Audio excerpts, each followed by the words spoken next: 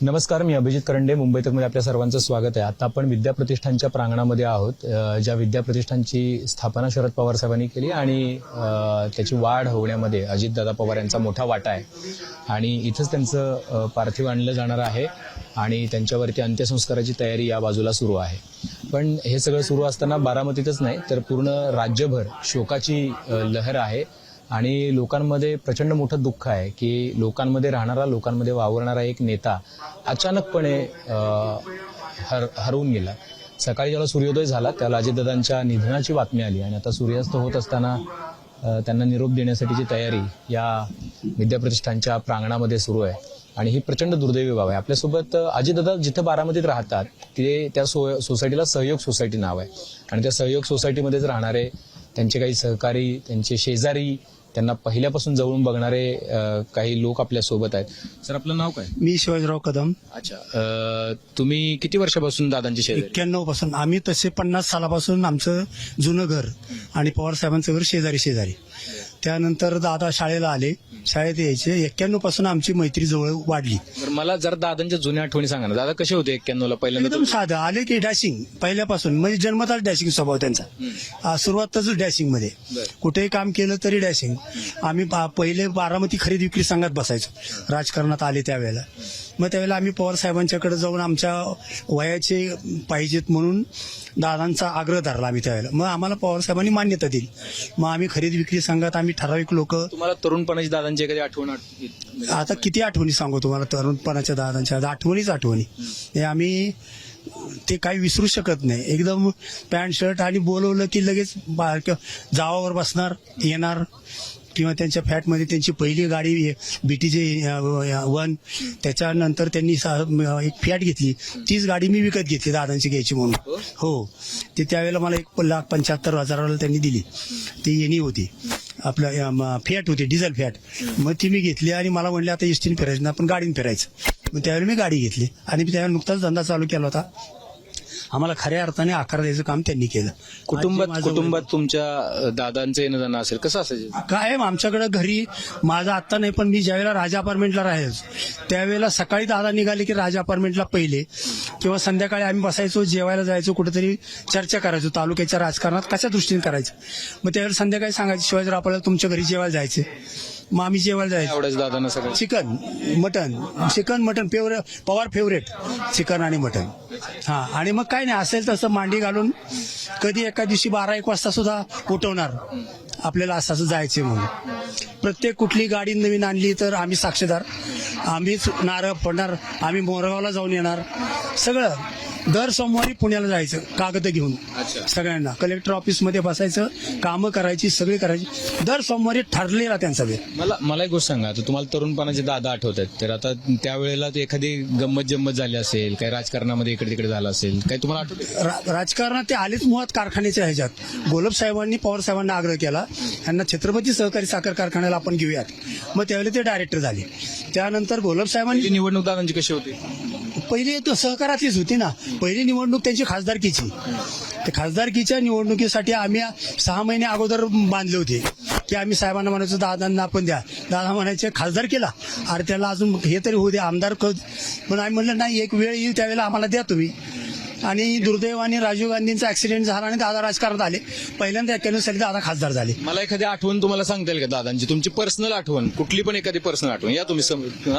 तुमचं नाव काय? माझं नाव चेतन शहा. मी सोसायटीमध्ये दादांच्या बरोबर समोरच्या बंगल्यात राहतो. समोरच्या बंगला? हा. दादांच्या आठवणी म्हणजे कधीही गेलं दादांकडं तरी दादा कायम काम करण्याच्या हिशोबानेच अप्रोच असायचा. काम कसल्याही स्वरूपाचं काम असो, लगेच त्याच्यावरती. तुमचं एखादी काम केलेलं पटकन किंवा न होणारं काम मार्गी लागलं असं काही? अशी खूप काम आहेत. दादांकडे गेलं की रिकाम्या हाताने यायचं नाही, हे पक्क मनात बांधून आम्ही जायचो आणि त्याप्रमाणे व्हायचं. कारण दादांचा अप्रोचच एवढा चांगला होता. जरी बोलणं करारी असलं, थोडंसं बोलण्यात मध्ये त्यांचा दरारा असला तरी मन खूप हळवं होतं. भयंकर प्रेमळ आणि काळजी करणारा माणूस होता. हो, गेला आमच्यातून. आता आम्हाला म्हणजे बारामतीकरांना आता आज डोकं सगळ्यांचं आमचं सुन्न झालंय की आता कसं म्हणजे कसं पुढं. सगळे भावना खूप आमच्या दाटून येत आहेत आता. आणि दादा म्हणजे दादा माणूस, वाहक माणूस, म्हणजे दादांचं काय बोलण्यात म्हणजे शब्द नाही तो आता, म्हणजे अशक्य आहे. म्हणजे हे काळा नियतीने इतका क्रूर घाला घातलेला आहे बारामतीकरांवरती, महाराष्ट्रावरती, देशाच्या राजकारणावरती. याचे परिणाम काय होतील हे आता म्हणजे कल्पना सुद्धा करवत नाही. आणि अत्यंत आमचा जीवा म्हणजे घरचा माणूस गेल्याचं दुःख पेक्षा जास्त दुःख आमच्या सगळ्यांवर, खूप संकट आलंय आम्हाला. मला एक गोष्ट सांगा, तुम्ही ज्यावेळेला सकाळी बातमी पहिल्यांदा कळाली तुम्हाला काही समजच नाही, लक्षातच नाही आलं की काय कसं आहे. एकदम जेव्हा असं म्हणजे बोलता येणं एकदम निशब्द झालं सगळेजण. एकमेकाला फोन करून खरंच खरं आहे का हे कळस तर जरा एक अर्धा तास गेला. सगळे बारामतीकर एकदम नाही बोलू शकत नाहीत. शेवटचं कधी तुम्ही भेटलो होता? दादांना आता एक 8-10 दिवसापूर्वीच भेटलो होतो. दादा नेहमी आम्हाला इथं बारामतीकरांना कोणी ना कोणीतरी 8-10 दिवसात दादांना भेटायचे, बघायचे. अच्छा. आमची भेटला? खरेदी विक्री संघाची मागच्या महिन्यात मिटिंग झाली होती आमच्या सहयोग सोसायटीची. ते सहयोग सोसायटीचे चेअरमन आहेत आणि मी खजिनदार आहे. त्यावेळेला आम्ही आपलं सहज एका मित्राने आमचा बंगला बांधला म्हणून त्याला आम्ही हसत होतो स्टेज. दादांचा एकदम दिलखुलास मुद्रेतला फोटो आहे आणि हा नमस्कार करतानाचा लोकांना फोटो खूप लोकांना आठवत असेल. खूप असा दादांचे खूप फोटो आहेत. तर मला असं वाटतं की तुम्हाला ज्यावेळेला दादांच्या बद्दल असं म्हणायचे, दादा खूप हळवे होते. म्हणजे आता आम्ही इतकं कणखर तितकेच हळवे. एखाद्या वेळेला आम्हाला चिडले कोणावर, पण त्यावेळेला नंतर समजून सांगायचे असं नाही, आपल्याला हे करायचं होतं म्हणून मी चिडलो, बाकी काय नाही. एवढं असायचं. 20 दिवसापूर्वीची आठवण आहे. माझ्या मुलाने एक स्नॅक सेंटर टाकलंय. पहाटे 6 वाजता तिथं माझ्या मुलाने केलं, त्यांनी चहा पिला आणि ते सगळ्या न्यूजवर याच्यावर पण झालं होतं. म्हणजे एवढ्या सामान्य याला सुद्धा ते हे करत होते. आता एक 20-22 दिवसच झाले असतील. जास्तीत प्रचाराच्या वेळेला नाही. बारामतीमध्ये दादा असं कामाच्या निमित्ताने काम बघण्यासाठी सकाळी 6 वाजता त्या दिवशी त्यांचं माझ्या हिशोबाने 4:45-5 वाजता एसटी स्टँडवर होते. तिथनं कामं बघत ते इथं आमच्या इथं कॅनल आहे त्या तिथून फिरत होते. तिथे एक काम होतं ते बघायसाठी गेल्यावरती हा चहाचा प्रोग्राम झाला.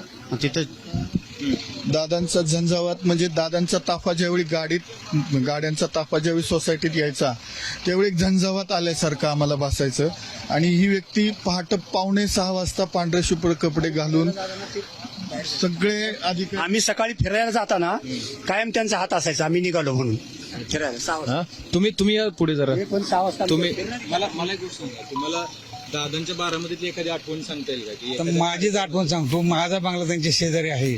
माझी प्लीज खाली होती, तर जिथं जिथं दादा जायचे आणि सांगायचे बांधकाम भूमिपूजनाला की आमच्या शिंद्यांचा बंगला बघा, ते खाली गेलेला आहे, तर तुम्ही प्लीज उचलून घ्या. की प्रत्येक मिटिंगला ती प्रत्येक भूमिपूजनाच्या वेळेला माझ्या नावाने सांगायचे, मी गंगाधर शिंदे. प्लिंथ खाली गेले ते उचलून घ्या. तुमचं उदाहरण देऊन सांगेल. हा, ती उचलून घ्या ती खाली. कारण मी पहिला बंगला बांधला तर मला 5 पायऱ्या मी सोडून जायचो, पण रस्ता वाढत गेल्यामुळं दादा आल्यामुळं बंगला खाली गेला आणि रस्ता वर गेला. प्रत्येक गोष्टीत बारकाईने लक्ष असायचं की चांगल्या काय गोष्टी आहेत ते सगळ्या समाजाला कळावं. त्याच्यामुळे ते प्रत्येकाला साधारण ओळखतात. त्याच्यामुळे त्या नावाने घेऊन सांगायचे की माणूस येऊन बघून हा हे खरंच असं झालंय ना, मग त्या पद्धतीने ती सुधारणा व्हावी ही त्यांची इच्छा असायची. माझ्या दारात झाड नव्हतं, तर त्यांनी स्वतः उभा राहून झाड लावून घेतलं. हा, कुठलं झाड लावलं? कदंब. हा. दादांचं झाडांवर आणि निसर्गावर प्रेम होतं. ते कुठं पण जायचे त्यावेळेला तुम्ही जर बघितलं असेल दादांचे व्हिडिओज, तर ज्या ज्या परिसरात बांधकाम झाले तिथं झाडं नसतील तर दादा अधिकाऱ्यांना सुद्धा झापायचे. आता असं आहे की ज्यावेळेला ती व्यक्ती असते आणि ते करत असते त्यावेळेला त्याचं फार महत्व कळत नाही तुम्हाला. पण आज दादा नाहीत त्यावेळेला या छोट्या छोट्या गोष्टींचं सुद्धा तुम्हाला किती महत्वाचे आहेत, मोलाचे आहेत. किंवा साफसफाई, स्वच्छता, टापटीप हा त्यांचा एकदम आवडीचा विषय होता.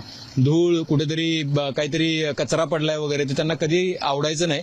आणि पुण्या मुंबईमध्ये असोत किंवा अजून महाराष्ट्रातल्या कुठल्या कोपऱ्यात असोत, बीडचे पालकमंत्री झाल्यानंतर स्वच्छतेवरून त्यांनी त्या बीडच्या अधिकाऱ्यांना अनेक वेळा झापल्याचं आपण पण बघितलेलं आहे. एवढा मोठा माणूस कचरा पडला तर कधी लाजला नाही. हाताने उचलून कचरा उचलून म्हणायचे की अरे कशासाठी इथं कचरा करताय. स्वतः कचरा उचलून एखादी पाण्याची बाटली कुठली कोणी टाकली असेल, कागदाचा कपटा टाकला असेल, तर दादा स्वतः उचलून लोकांना सांगणार की असं कचरा करायला नाही पाहिजे, सगळा परिसर कसा स्वच्छ पाहिजे, याच्यावरती प्रचंड इतक्या बारीक सारीक गोष्टीमध्ये प्रचंड लक्ष असायचं.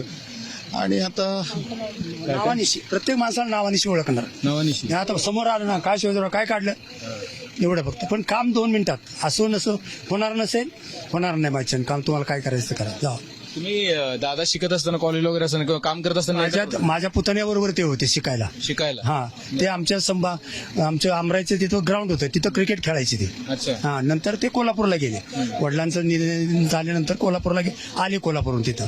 आणि मग कोंबडीचा व्यवसाय, पोल्ट्रीचा व्यवसाय, डेअरीचा व्यवसाय, आम्ही जाऊन बसायचो तिथं शेडवर. कसं होतं दादांचा व्यवसाय? एकदम सगळं टापटी. पहिल्यापासून त्यांचं बॉर्न उपजतच त्यांना सवय, मला स्वच्छता पाहिजे. पण त्याला त्यांचं म्हणजे किती दुधाचा व्यवसाय होता? कोंबड्या? दुधाचा व्यवसाय चांगला होता. कोंबड्यांचा त्यांनी पोल्ट्री फार मोठी केली होती त्यावेळेला. सुरुवातीला पहिल्यांदा दादांची पोल्ट्री सगळ्यात मोठी बारामती. बरं. हा, त्याच्यानंतर राजकारण? त्याच्यानंतर राजकारण. अगोदर पोल्ट्री, नंतर राजकारण.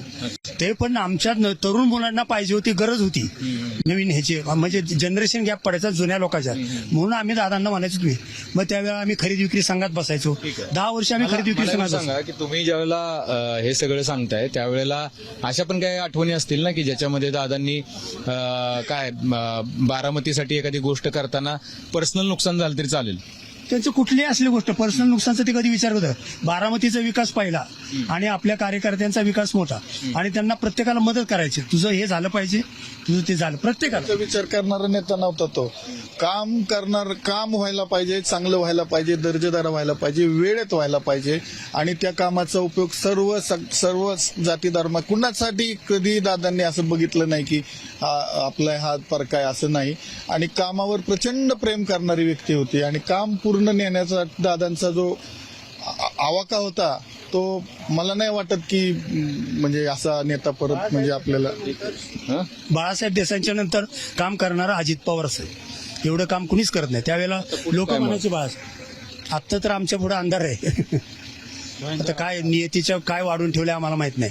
पण बारामतीचा विकास आमचा स्टॅग्नंट झाला आहे, तिथं थांबला. आता पवार साहेब लक्ष देतील, काय करतील तो पुढे. आता विकासालाच रडू आलं असेल की एक आपल्याकडे बघणारा गेला. आता आपल्याकडे कोण बघणारा? जो विकास झालाय पंचक्रोशीमध्ये, याच्यामध्ये इतक्या अनेक गोष्टी दादांनी आमच्यासाठी केल्यात की याची लिस्ट जर बनवायचं ठरवलं ना तर ती कितीतरी गोष्टी त्या लिस्टमध्ये राहून जातील. इतक्या अनेक गोष्टी दादांनी आमच्यासाठी केलेल्या आहेत बारामतीमध्ये. तुम्ही कुठून आला? बारामती. काय बातमी ऐकली? शॉक. सकाळपासून सर्वच बारामती शॉक आहे. थांबली आहे बारामती.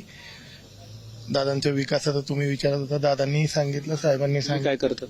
मी इलेक्ट्रिकल इंजिनियर आहे. आधी नोकरी करत होतो, तर व्यवसाय छोटासा इकडे करतो इलेक्ट्रिकल. काय आठवण दादांची तुमची? दादांची आठवण अशी की मी एक वेळ मुंबईला चाललो होतो काही कामानिमित्त. सकाळी 5 वाजता उठून निघालो होतो आणि आयुर्वेदिक महाविद्यालयाचे तिथं 5:15 दादा आतलं राऊंड घेऊन कामाची पाहणी करून परत रिव्हर्स विकास कामांची पाहणी करायला 5:15 वाजता दादा परत बाहेर आले होते. म्हणजे कामाची दर्जेदार कामाची पाहणी करणं, पहाटे 5 वाजता काम सुरू करणं, किंवा एखाद्या वेळी वेळ दिली असेल. आम्हाला एक वेळ 8 वाजता काही कामानिमित्त बोलवलं होतं आणि दादा सकाळी दुष्काळ दौऱ्यावर निघाले होते. आम्हाला 1 मिनिट उशीर झाला. दादांचा बंगलो त्यांच्या आधी आहे. आम्ही तिथं गाड्या बाहेर निघाल्या. दादांनी काच खाली करून सांगितलं, आता संध्याकाळी 8 वाजता या. 8 वाजता 1 मिनिट लेट झालतो. आम्हाला संध्याकाळी 8 वाजता यायला सांगितलं. 8 वाजता आम्ही संध्याकाळी 7:45 जाऊन बसलो. दादा दौरा उरकून यायला रात्री 11 वाजले. 11 वाजेपर्यंत सुट्टी नाही ना, सकाळी आम्ही 1 मिनिट उशिरा होतो. इतकं जबरदस्त वेळेचं हे जे आहे दादांचं, वेळेचे पक्के होते. दादा वेळेचे पक्के होते, अख्ख्या महाराष्ट्राला कल्पना आहे. तुम्ही कुठे राहता? इंदापूर. काय करता तुम्ही? मी व्यवसाय माझा गाडी खरेदी विक्रीचा, राष्ट्रवादीचा कार्यकर्ता आहे. काय भावना आहे? दादाची आठवण म्हणजे जसा विकास बारामतीत झाला तसं दादाने इंदापुरात बी लक्ष घातलं. दादाने कार्यकर्त्याच्या हट्टापाय विद्याप्रतिष्ठानसारखं कॉलेज इंदापुरात बी उघडलं. हा, खूप मोठं. जे इंदापूर तालुक्यात सगळ्यात मोठा तालुका आहे ग्रामीण भागातला. तिथल्या विद्यार्थ्यांना लांब पडायचं ना, दादाने तिथं सोय केली. दादांचं काम म्हणजे दादा बारामध्ये तिथे असले तर सकाळी 6 वाजता दादा इंदापूरचे काम चालू होतं विद्यापीठाचे. सकाळी किती वाजता यायचे दादा? 6 वाजता. म्हणजे दादाची काम करण्याची ताकद होती ना, आता कुठल्याच नेत्यांना राहिलेली नाही. ठीक आहे.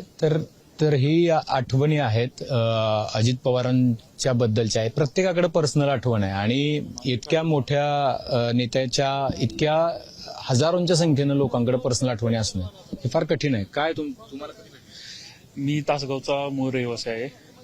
तासगाव सांगली. दिवंगत नेते R.R. पाटील ज्यावेळेला वारले त्यांच्या पश्चात त्यांना एक आमदारकीचा उमेदवार द्यायचा होता. हे दादा आहेत, हसन मुश्रीफ साहेब आणि जयंत पाटील साहेब. हे मी विद्यार्थी संघटनेचा अध्यक्ष होतो त्यावेळेला दादांच्या बरोबर माझी 7 मिनिटे चर्चा झाली.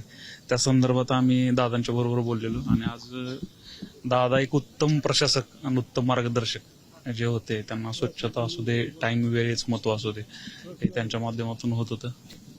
मला असं वाटतं की ह्या आठवणी ज्या आहेत ह्या खूप महत्वाच्या आठवणी आहेत आणि त्यामुळं लोकांच्या मनामध्ये असा नेता जो आहे तो कायम घर करून राहतो. कॅमेरामन मंगेशसह अभिजित, मुंबई तक.